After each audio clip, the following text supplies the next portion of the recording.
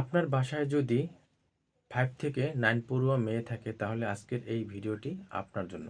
আমাদের বাংলাদেশে প্রতি বছরই কিন্তু ৫ থেকে ৬,০০০ নারী মারা যাচ্ছে শুধুমাত্র জরায়ুর মুখে ক্যান্সারের কারণে। অথচ এর একটি কার্যকরী টিকা আছে যা বিনামূল্যেই কিন্তু পাওয়া যাচ্ছে। অনেকেই কিন্তু এটা না জানার কারণে এই টিকাটি মিস করে থাকেন। আর এটা কখন নিতে হবে, কিভাবে নিতে হবে, কয় ডোজ নিতে হবে আজকের ভিডিওতে বলার চেষ্টা করব। টিকাটা শুধুমাত্র ১ ডোজ নিতে হয়।